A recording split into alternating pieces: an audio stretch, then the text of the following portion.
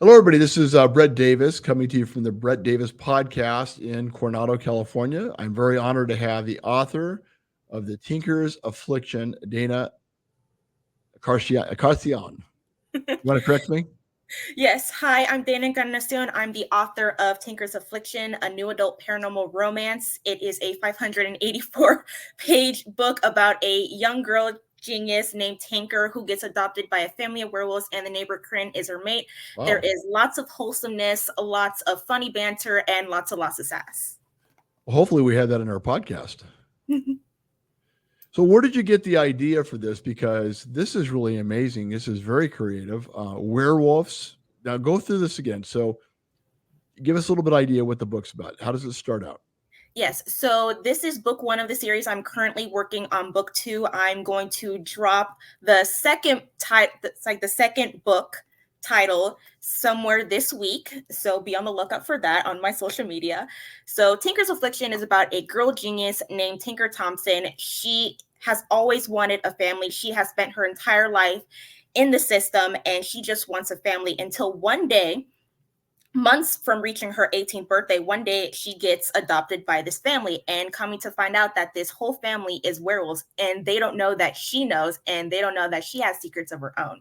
So it's just a coming of age story of like her trying to have a permanent spot in this family because she has been sent back so many times, and we get to learn more about Tinker and her background. Okay.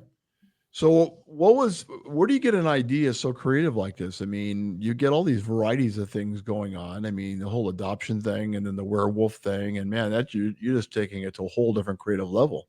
What an amazing story. Yes, thank you. So there is a writing platform called Wattpad, and I came across Wattpad on in 2015, and I came across this story that had the same premise. It was literally only like 6 chapters long, and it was abandoned in 2010. I started Wattpad in 2015. I'm like, no, this is such a good story, and then I just had this thought, like, wait, I can totally do that. So I just ran with the premise. Girl gets adopted by a family of werewolves, and then I just blew it up in my own way. And do you have any connections to werewolves, or is there anything about the werewolf that you find fascinating and that's why it's in the book?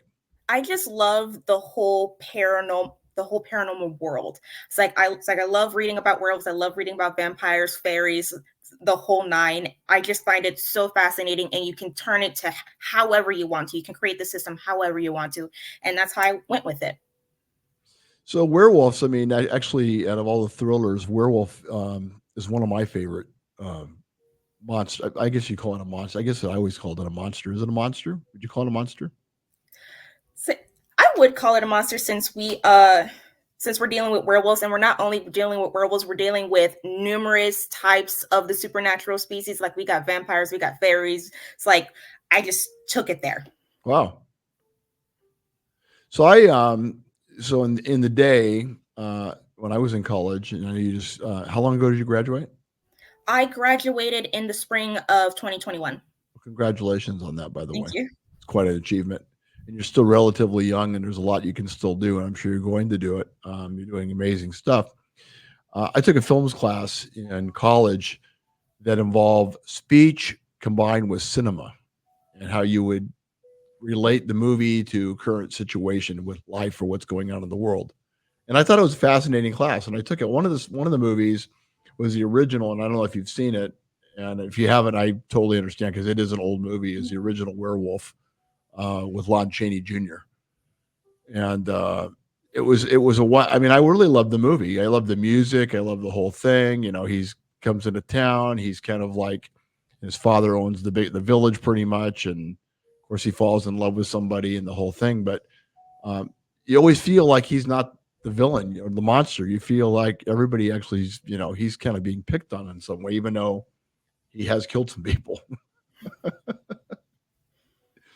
But it's interesting because you've brought this into this whole thing, and then so Tinker is a genius. How old is she? Is she or is her character in the book? So in book one, Tinker is 17. She's months away from her 18th birthday, so Okay. she got adopted before she got kicked out of the system. Oh, And in book 2, it's a continuing series, so the characters are going to age as the book goes. interesting. Do you have any similarities or connections to Tinker at all? Did you find did you add any of your personal experiences to the Tinker character? Yes, especially to other characters. So for Tinker specifically, Tinker is a perfectionist to a fault.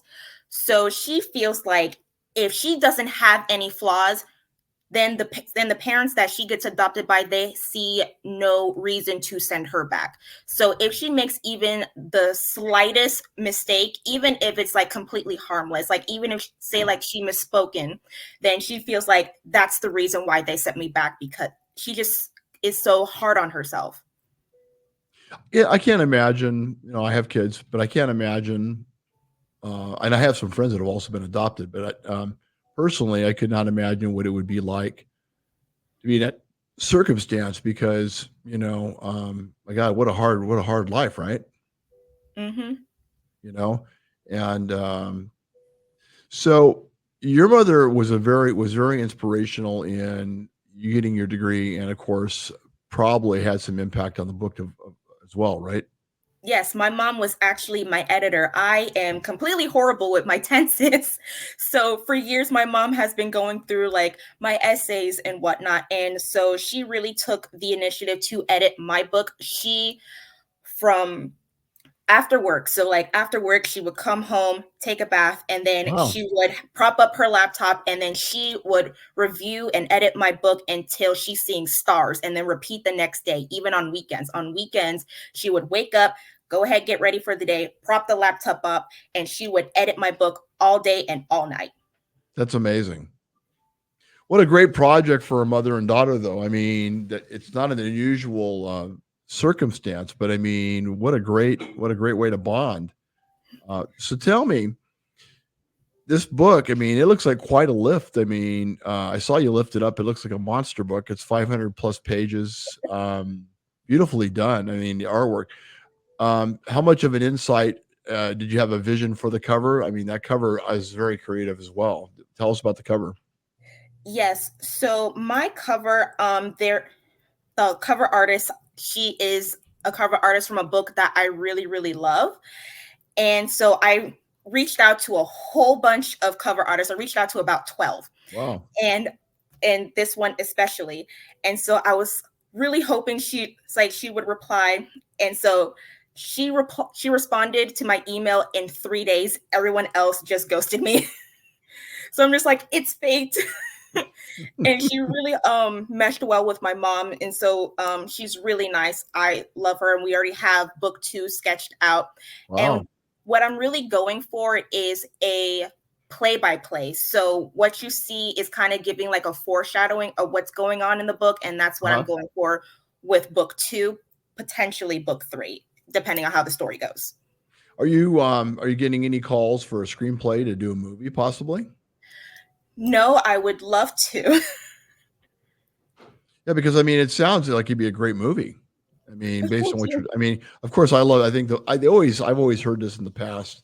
The book was better than the film. I've always heard that, but I mean, this would be a great. It sounds like it'd be a great movie, Thank you.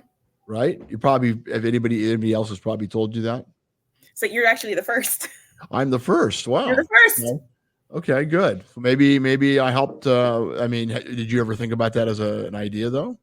So it's like I never even thought about it. It's like I'm just like focusing on the present, trying to get book 2 done, trying to get the series done and out Sure. there, and just marketing this book as much as I can. When do you plan on releasing the second book?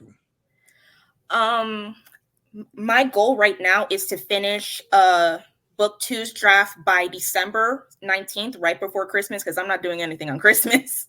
I don't blame you. And then I plan on hopefully publishing it around the same time that I published Tinker's Affliction, which is in April of possibly 2025. Okay. So giving it like a year window. Okay. Yeah, because you want you. And then when you get in that area of writing where you're in the zone, it's really hard to stop, isn't it? I mean, you're afraid to stop because you're afraid the good ideas will stop flowing, correct? Yes, consistency is definitely the key. Like the best thing to keep me consistent is just to have a calendar in my face and telling me how many words I need to write that day. How many hours a day do you work on your writing? So about 2 hours, sometimes 4 if I'm in the zone. Okay. Yeah. So Do you I have will any write about 1,200, 1,400 words a day. 12 to 1400 words a day? Yes, on the weekdays. It's all I've heard is like a muscle. You have to work it every day and to keep it up, right? Yes. Makes sense. I mean, so this is your first attempt. This is your first attempt at a book, and you hmm knocked it out. It took you about what, three to how many years did you say? Uh, from 2015 to 2021. Okay. So about what, 7 years? Yeah. 7 to 8 years? So you know what's going to probably happen is probably going to end up being the second one probably is going to be done. I would think a lot quicker, right? Oh I yeah. mean, because you've got all that behind, you have the experience behind your back now. The more you do it, the more you learn about all this stuff. And what a great start. And I'm predicting we're going to see some great things from you. I think a lot of people are going to be hearing about your books and about you. And so let's talk about your mom because your mom was a veteran in the Air Force. Yes. She retired. Yes, she got hurt during basic training, so she was honorably discharged. Well, God bless her, and please tell her thank you for her service, Thank you. and also thank you for your service because we're finding that when a family member gives their time to the service, the family is also giving in some way to the service. A lot Yes. of people don't think of it that way, but I guess that's what I've been told, right? Mm-hmm. So, do you have any plans to go into service yourself? I do not. Okay. Well, that's honest. Yeah. So, what are your plans? I mean, do you plan on going any more school, or are you just going to focus on writing? What are your goals? I am focusing on my writing. Okay. So you're going 100% into this. This is your thing. I'm all in. How fascinating. Did you always know you wanted to be a writer? When did you realize that this was your calling and this was what you wanted to do? So I was basically with toxic family members, I was pretty much like suppressed into silence. They believed in the whole saying seen but not heard, spoke when spoken to. Really? You're invisible unless we need you. And so I Wow. really lost my voice as a kid. Obviously it's not my mom. It's like my mom is like all gung-ho, go for it, you know. Right. So I became like this introverted person. And so it wasn't until fourth grade that my teacher, my English teacher, she made us like write a whole story about what we did for the summer. And when I did that story, I felt like I had my voice back. Mhm. And so that really prompted me to like use my imagination to create stories. Okay. And that's Well, how I wanted to do what I wanted to do. And in 2015, when I first discovered Wattpad, that's when I decided to take a leap of faith and put my stories out there. I find I tinker in film. We just did our first movie. We have, of course, our media business that we have, but we have our first movie that we did. I find that even though our stories, whether it's in writing or film, almost is therapeutic. It helps heal in some areas maybe where you want to see things become better, whether it's It for is. yourself or for society or um, what kind of healing or therapy do you feel came from writing the book for you? I felt like I had my voice back. I was able to just express so many emotions that I was not allowed in that toxic environment. Good. So I put all the emotions there, put all my thoughts there. I basically put me on paper. And I was able, with Wattpad, I was able to find people who felt that way and they felt seen and heard and they didn't feel alone because, like, I can relate to you. That's nice. Has since you've done the book, and thank you for sharing that with us. Has anybody reached out to you and asked for advice or anything for maybe a book or project they're working on? Yes, surprisingly. She is it's like she's a new follower. She's only been following me for a couple of months. Like when I was like weeks, like days away from publishing Tinker's Affliction. So she reached out to me and she wanted to do a fantasy, it's like a fantasy romance. And she asked me a couple questions because she wants to add people of color into her books, and she doesn't want to be like the whole stereotypical kind of characters. And I'm just like, this is so exciting. And also asked why me, it's like a person of color, because I'm Puerto Rican. She wanted to know why is Tinker a because why is Tinker an English person? Why is she Caucasian when I'm a person of color? Okay. And so Tinker's Affliction is is my first experiment on is my first experiment on writing a character that isn't a person of color, because I'm used to writing Puerto Rican female main characters. Okay. And so at the time, Tinker's Affliction was one of my most popular books on Wattpad. So of course, with it being popular, I gave the most attention to it because I had other books in there at the time. Mm-hmm. And Tinker's Affliction just so happened to be the first book that I finished. That's really cool. So why did you decide to make Tinker English and Caucasian? Again, it was just an experiment because I was writing 12 books at the same time with Tinker's Affliction. And so I was like, I want to write someone that isn't Puerto Rican. I want to try something else. So she just so happened to be British and say British/English. I looks like I'm frowning, but I think it's because the light is so bright. And so I'm kind of like, I feel like I'm getting a suntan right now, but anyway. So I'm not frowning, by the way. My wife says, "You look like you're frowning." I'm not frowning. I feel like I'm being interrogated with that light. It's just got this kind of, it's like zooming in on kind of like, anyway. So where did you get, because it is a different character, who inspired you? Where did you get your thoughts of how to create Tinker? Where did that come from? It was just like random thoughts. I was trying to put all my thoughts together, and it's just like, bam, we're going to go with that. So you just came up with this in your mind. There wasn't anybody in particular that you just said, "Oh, this person seems to me like they would be a good tinker." Nope, just had a wild imagination. I just ran with it. I really admire that. I really do, and that shows your creativity. For anybody that's out there that's watching what Dana just said, I have to tell you, the fact that she stretched herself into a character that she got from her mind and she took from different areas of her mind without using a real person says a lot about her creativity and her writing. So it just goes to show you don't have to really be that character or know that character without I'm excited. I'm probably going to end up purchasing the book myself. I am going to purchase the book, and I am going to read it, by the way. I can promise you I'll do that. And then I will tell you my thoughts after I read it. But I look forward to getting to reading it. And it's on Barnes. Is it Barnes and Noble? Is it on Amazon too? Yes, it's in Barnes and Noble and Amazon. Okay, now. Can we get copies from you? If I wanted an autographed copy, how am I going to get it autographed? I'm working on the logistics for that, but I can just order it. I can say you can send it over to me, and then I can sign it and send it over to you. Okay, not a problem. Okay. Are you doing any book signings at all? No, I'm just focusing on book 2. You need to do a book signing. We need to get you to do a book signing. I mean, that would be really cool, right? Yes, because Tinker's Affliction's only been out for 4 months. Oh. Yes, it was published in April 24th of this year. Okay.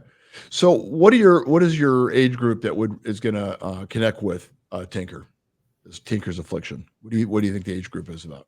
18 and up, because it really touches on heavy topics. Okay. Can you talk about some of those topics? Yes. So it talks about generational trauma, say internal trauma, attempted SA, bullying, and and emotional abuse. Now, emotional abuse can also be, of course, in relationships with like your environment, your family, your school, but probably the internet also probably could be involved with that. Yes, for Tinker's Affliction, it's an emotional abuse from a parent. Okay. Okay. So, so that was okay. So there's the personal abuse. There is bullying. That would be at school, of course. Bullying at school. Yes, I have all of the trigger warnings on both in my author website, on Amazon below the description, and in the Barnes and Noble description. Okay. I think I these are all things that I think. have me everywhere. Right. No, I think these are all things that I have daughters, by the way, that are around that age. So and these are things that we've talked about, not so much at home because we have a very free spirited environment. We talk about goals and things, and so but the bullying thing we've experienced with schools and just some of the other things that have happened. The isolation of the pandemic had a huge impact on a lot of the kids in our Yeah. area. I don't know if you felt that at all where you're at. Yeah, for my 4-year college, it's like I was literally only 3 months into Queens, and then the pandemic hit. So I spent the rest of my 4-year college at home. Wow. Tell me how you got through that? Did it help with the book or did it make it harder? So actually, it made it easier. So Okay. while I was attending class, I had I didn't have my computer. I had a tablet that had the webcam, and so I used my laptop, and I was like either outlining or writing my book while class was in session. So multitask is my game. And that, I like the word multitask, but in some areas or some individuals, they when you say that, they kind of wrinkle their nose and their foreheads, kind of like I'm doing right now, but only because of the light. But they do that because they think you should be focused just on the one thing. And there used to be an old Asian saying, something like, "If follow two rabbits, you lose both of them." And I don't agree with that. I think you can actually do more than one thing. You can actually do two, three, maybe four things. And the thing is, everybody's different, so you can say you shouldn't multitask. But I think there's some people that are just geared for it, and other people just don't understand it, right? Yes, like I developed the multitasking in middle school because I say before Tinker's Affliction, I was writing other stories, and so I didn't always have access to computers. So I would be listening to the teacher give out the lesson, and then I was writing my manuscript by hand. Wow.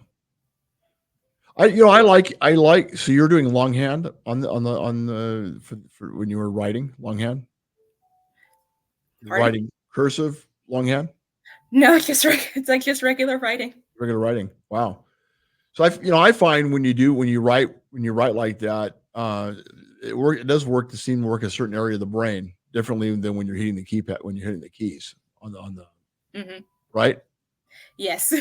I think so too. How exciting! And now, if there's anybody out there that's your age that between 18 and 25 that's thinking about writing a book, what advice would you give them or want to write a book? I am very heavy on, I say this all the time, especially in other interviews. Your first draft is just a diamond in the rough. Your book is a diamond in the rough. To you, it is the prettiest thing on earth. To others, it is the ugliest thing on earth. So, so if you want it to be the prettiest diamond to others, you need to buff it out. It's like buff it, cut it, i.e., edit, revise it, whatever you need to do, so that we can be the prettiest diamond out in the market. Do you feel happy with the way the book came out? Yes. I wrote, say, for baby authors, for new authors, you're writing the book for you. So right now, you're writing the book for you. You're putting words on the page, and that's how it started. It was just at first it was for fun, and now this is something that I want to do, and I love it. It's like I'm happy that my imagination is on paper, and I can send it out and make people's day with my stories, like how reading was for me. Well, I'm excited to get a copy of the book. I'm going to actually probably look at it tonight to see what put a place an order for it. And I look forward to reading it. And I'll send you some information what I thought. And what a great! I think you need to do a book signing. I Thank could you. see we got to get an age group of 18 to 25-year-olds. Do you ever get to San Diego at all? No, I've only been to San Diego once. Okay. How long ago was that? That was 2016. Okay. Well, I think it would be great for you to talk to a group of kids or people, adults, because you're also. I mean, to me, you're very mature, Thank and you. yeah, you are. I mean, just the fact that you were able to do this, and of course, your mom is just a great support system, and very important to the success of the book as well. I can tell. So yes, my mom is my biggest supporter. That's great. So you know what? I appreciate you being on the show, and Thank we you. have the information there where you can get the book. Everybody, I highly recommend you checking it out. It sounds fascinating. Um, I like werewolves, or anyway, and I all the subjects that Dana's talking about sound fascinating to me. But all the way she combined everything. What a creative way to do it, and the way that you did it. So thank you for doing this book. Thank you for being an inspiration not only to people your age, but also to old people like me. I appreciate that. Thank you so much. And I look forward to meeting you hopefully sometime in the future. And For sure. tell your mom thank you again for her service to our country. And everybody, okay, let's pick a copy up of The Tinker's Affliction. And Dana, thank you so much for being on my podcast. Thank you. Okay, everybody, you take care. And remember, be nice to each other and pick a copy up of The Tinker's Affliction. Take care.